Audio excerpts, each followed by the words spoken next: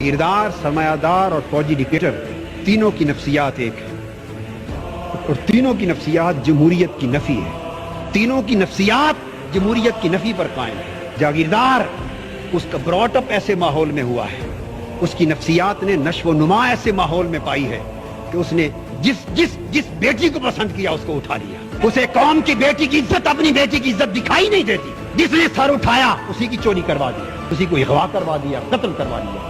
وہ جاگیردار جس کی نفسیات اس ماحول میں بنی ہے، جب وہ پورے ملک کا اقتدار لیتا ہے تو وہ پورے ملک کو اپنی جاگیر کے طور پہ چلانا چاہتا ہے. سرمایہ دار اس کی نفسیات یہ ہے، وہ پورے ملک کو اپنی انڈسٹری کے طور پر اور فاؤنڈری کے طور پہ چلانا چاہتا ہے، پورے ملک کو انڈسٹری بنانا چاہتا ہے. اس لیے کہ سرمایہ دار نے پوری زندگی ایک ہی سبق سیکھا ہے، ایک ہی سبق سیکھا ہے کہ دنیا کا کوئی کام پیسے کے بغیر نہیں ہوتا اور کوئی کام ایسا نہیں جو پیسہ لگائیں تو ہو نہ سکے. ایک ہی اصول ہے اس کا، وہ ہر ایک کو خریدنا جانتا ہے.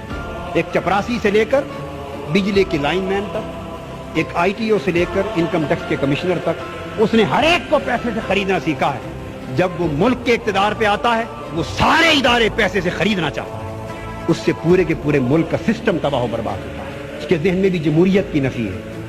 اور فوجی ڈکٹیٹر اس نے بھی زندگی بھر ایک ہی بات سیکھی ہے کہ جو حکم دوں آگے نو کی کسی کو جرأت نہ ہو. جب وہ اقتدار پر آتا ہے تو وہ پورے ملک کو بٹالین کی طرح چلانا چاہتا ہے. 48 سال میں ملک کی زمان اقتدار بدل کے ان تین طبقات میں رہی. یہی وجہ ہے کہ چہرے ہی بدلتے رہے ہیں. نظام نہ بدلنا تھا نہ بدل سکا اور نہ بدلے گا جب تک اقتدار کی کرسیوں پر جاگیردار، سرمایہ دار، وڈیرے قابض ہیں.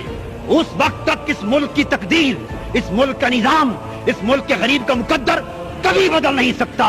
اگر غریب کو اپنا مقدر بدلنا ہے تو اقتدار ان سے چھیننا ہوگا، ان ایوانوں سے ان کو نکالنا ہوگا. انقلاب نعروں سے بھی نہیں آئے گا. انقلاب خون مانگتا ہے، خون مانگتا ہے. انقلاب قربانیاں مانگتا ہے.